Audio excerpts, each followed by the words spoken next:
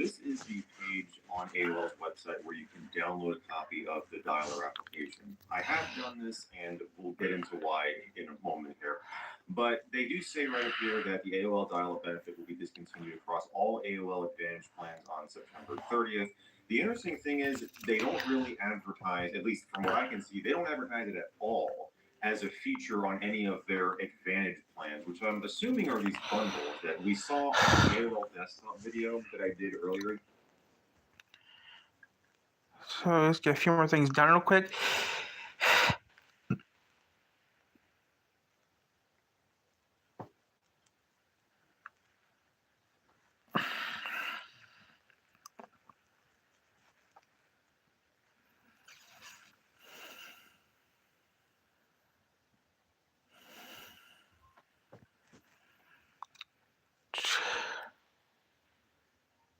Every day, drivers crossing into Illinois at its southernmost tip pass beneath something extraordinary. An iron gate the size of a building.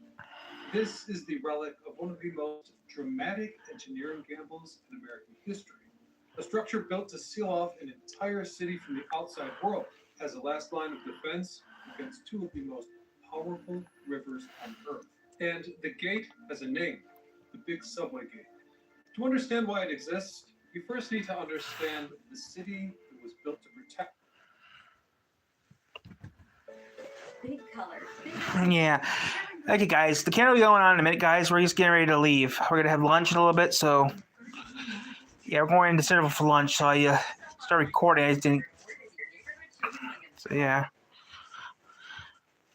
Trying to predict the future is a hazardous occupation. The only thing we can be sure of is that it will be I need to shave that down, too, a little bit. I'm thinking of the incredible breakthrough of the communication satellite. Tech. So stay tuned as we uncover the story of Cairo and its forgotten subway gate. I'm your host, Ryan Sokesh, and you're watching It's History. Sitting at the absolute southern tip of Illinois, Cairo occupies a narrow peninsula of land wedged between two of the country's mightiest rivers, the Mississippi to the west and the Ohio to the east. At that junction, they together drain close to 1 million square miles of North America interior. The name itself tells you something about the ambition that the place once inspired. Early settlers at the junction saw it as their version of the Nile Delta, so they called it Cairo, which have been told locals pronounce as Cairo. Anyhow, the first municipal charter was issued in 1818, but no one came to the town. So a second attempt was made in 1836 when the Cairo City and Canal Company built a large encircling dike and tried to bring the town into existence, though that effort also collapsed within just a few years. By 1840, the place was still nearly empty, but then came Charles Dickens. In 1842, the most celebrated novelist in the English-speaking world had arrived by steamboat. Apparently, what he found at the junction of the two rivers disgusted him. He described the place as detestable and a place of death. He was apparently so repulsed by what he saw that he used it as a model for one of his fictional locations, a town where global immigrants arrived full of hope, left broken-hearted, diseased. So, as you might imagine, something like that coming from one of the most famous writers on Earth was some seriously bad PR. Yet, Cairo survived the insult and eventually thrived.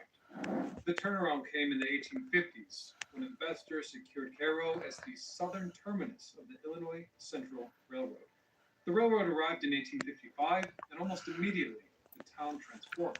By 1859, wool, molasses, and sugar were moving through the port. With that, Cairo became the county seat of Alexander County in 1860.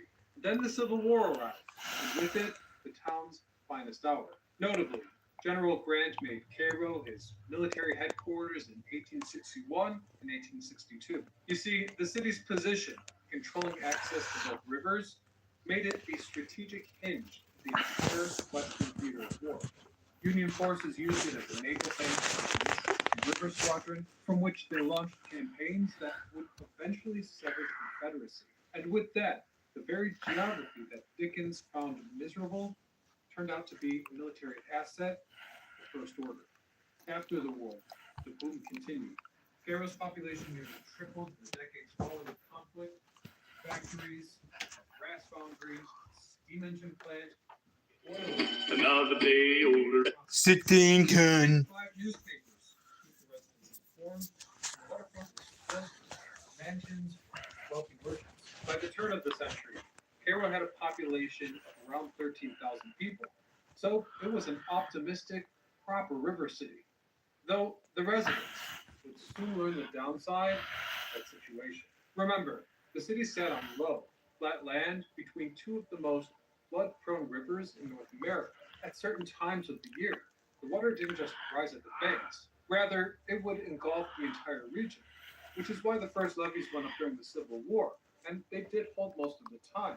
But the floods kept coming, especially high waters swamped the city in 1883, 1897, 1903, and then again in 1913. Each time, the engineers reinforced and tried to stay one step ahead of the river, but most of the time it was done in vain. The bigger problem they faced was the shape of Cairo itself.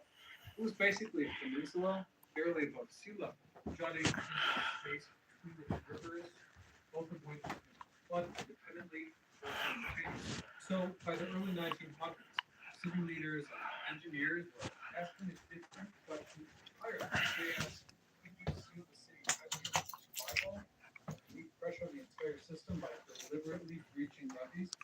The answer they decided was yes.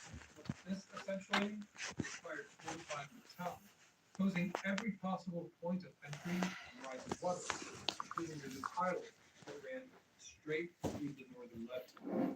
The highway tunnel through the northern point was built in 1903. It was a concrete arch bridge, 94 feet wide, which was wide enough that locals called it the tunnel, even though technically it was open to the sky. US Highway 51 ran right through it, carrying traffic into Cairo from the north. Now, that roadway in particular presented a problem, as without it, the levee would be intact. With it, there was a gap. So, for the planners to make Cairo a true island in the case of a flood, that gap had to be closer. The solution was audacious. In 1914, the city contracted the Stuck Brothers Bridge and Iron Company of St. Louis to build a floodgate at the northern point. Generally, the gate would hang above the highway like a curtain, though in an emergency, it could be lowered to seal the opening completely. Work began on April the 29th, 1914, and was completed by August the 23rd, 10 days ahead of schedule. What they built was remarkable. The project was modeled on the gates of Panama Canal, which had just been completed a year prior. The final result weighed 80 tons, was 60 feet wide, 20 feet high, with walls 5 feet thick. The counterweights used to raise and lower it weighed nearly as much as the gate itself, and engineers calculated that weight so precisely that 2 men, one on each side, could raise and lower the structure. So with that, on August the 28th, 1914, a big subway gate was given its first formal test and it worked. Cairo reached its peak population of nearly 15,000 in 1920. By that time, the gate had become a local landmark. Oddly, though, it was already seen as more of a curiosity than a necessity. But then came January of 37. That winter, the Ohio River Valley received something close to a month of relentless rain. We're talking nearly 13 inches of precipitation over a few weeks, falling on ground that was already saturated by prior storms. So, from Pittsburgh to Cairo, the Ohio River began to rise with a speed and ferocity that overwhelmed every measurement on record. Generally speaking, Midwestern cities drowned one by one as the crest moved downstream. In Cincinnati, the river reached nearly 8 feet, 9 feet above the previous record. In Louisville, Kentucky, 67% of the city went underwater. By the time the crest reached Cairo, 1 million people across the valley had been made homeless, and nearly 400 were Hello. at Cairo. The crest was so high that the margin was 4 inches above normal flood stage. just 4 inches. So the Army Corps of Engineers made two. Everything is something that will be there permanently, and you can't get rid of it without getting it. You understand what I'm saying? Yeah. Like if your top plate was bothering you, you would get it fixed and get the burrs out. But with it being fixed in your mouth and you got a problem and it's got to get rid of it, it ain't like you get kink or sore in there from the plate and you can take it out and gargle. That just is going to be there permanently. And, you know, you got to be prepared for a hell of a lot. You know, just you got a burr there, it's metal and touch. I don't know. I just. I got my keys.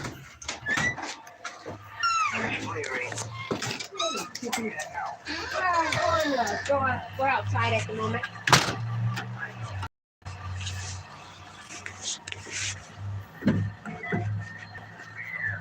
Look at her.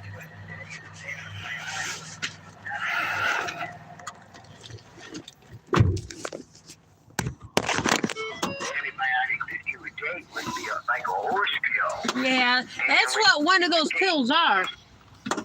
That I looked at it, it's pretty big. Yeah, that's what I thought. And it would, trying to work on you, it would cause your chest to hurt and all.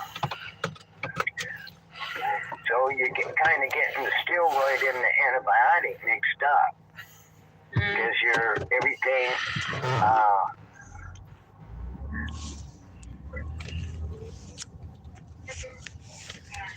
so you just got to keep an eye on it.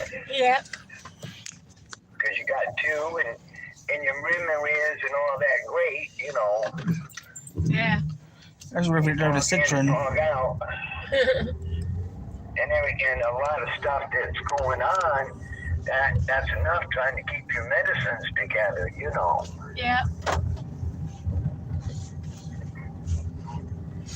And like I said, Cars, there's tons of I cars. took it, Cars, there's tons of I cars. took it,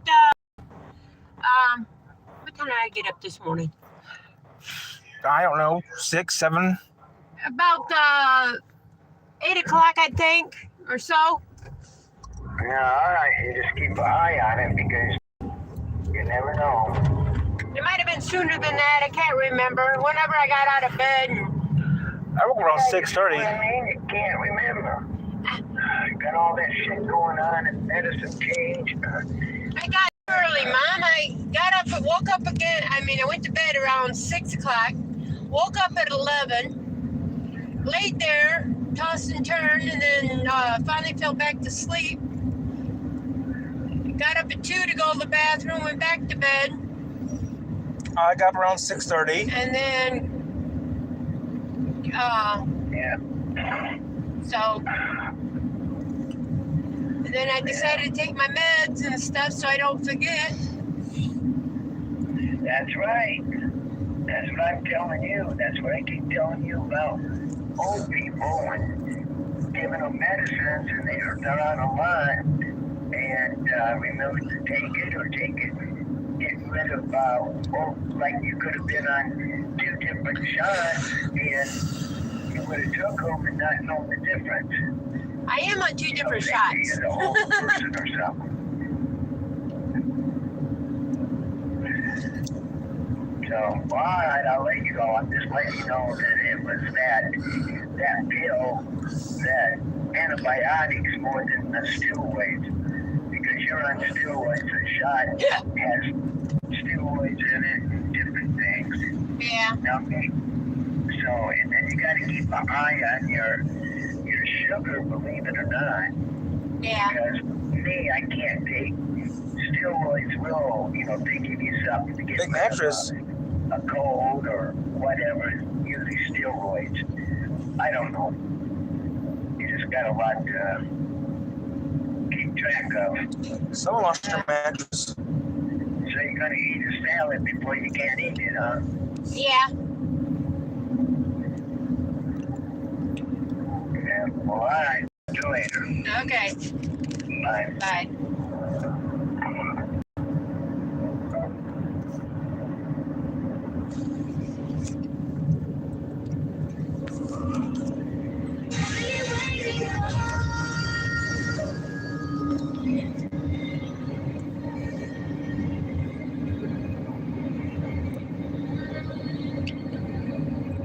Yeah, I gotta go over to Dollar Tree, and I want to pick up some soup, Okay. and go over to Yoder's and I'll pick up a salad and stuff.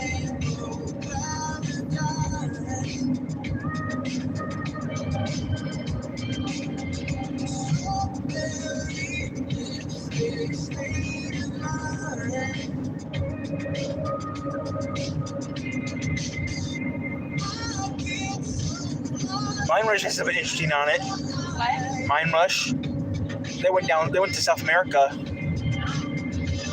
That's different, isn't it? Yeah, because I was scrolling this morning, so I missed. Mine Rush went to South America last night. So maybe watch that when we get home, right? Mine Rush? Yeah. We watch them all the time. I do. Yeah, we watch them too, but we haven't seen Mine Rush in forever. But yeah, I was scrolling this morning, see I missed them, and they went to South America. So that's gonna be an interesting video. Won't it be? Last night we were watching Most Dangerous. Mine Rush is the guy who talks like real low and stuff. Just remember on the 8th, I did. On my phone.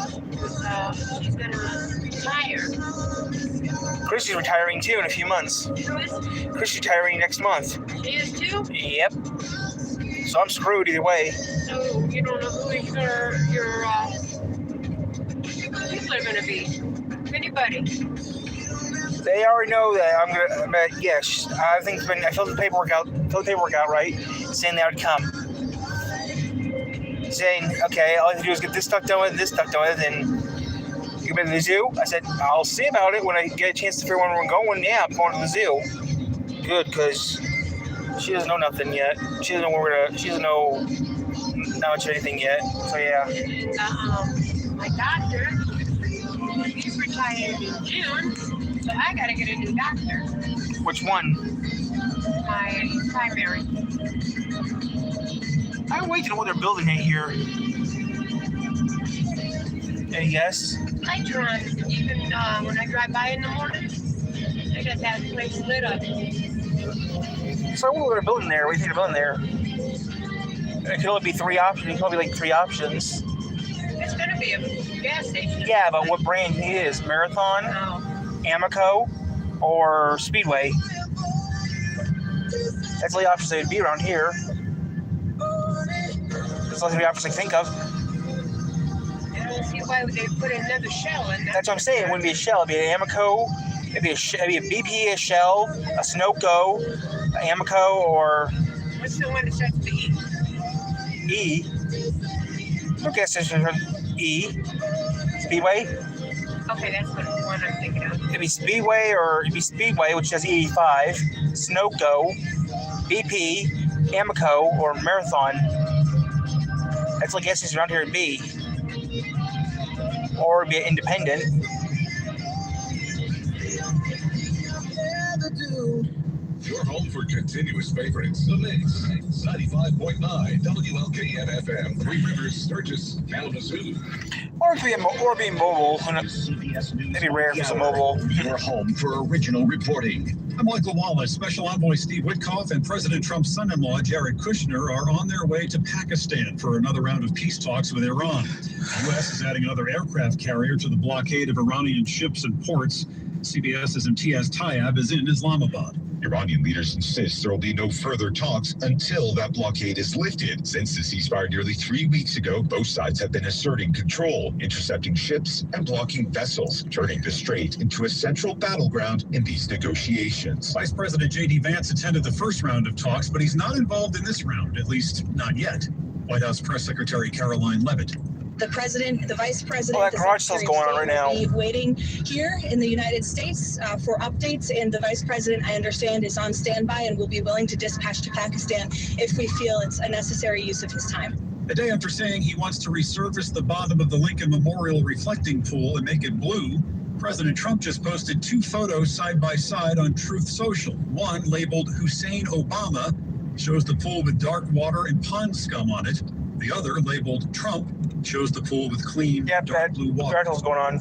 The body of one University of South Florida student who went missing last week has been found in Tampa. The second student is still missing. CBS's Meg Oliver reports police arrested the dead student's roommate after a SWAT standoff. The Hillsborough County Sheriff announcing those new charges this morning. The case took a dark turn Friday when the remains of one of the missing international students was found in South Florida. Hours later, his roommate, a U.S. citizen, was taken into custody and is due in court at 10 a.m. today. Scattered rain and thunderstorms are in this weekend's forecast for southern Georgia, where dozens of wildfires are burning. CBS New York meteorologist John Elliott. Welcomed rain for parts of the South. The problem is, as this marches into parts of Georgia, you could get a prefrontal lightning strike that could start additional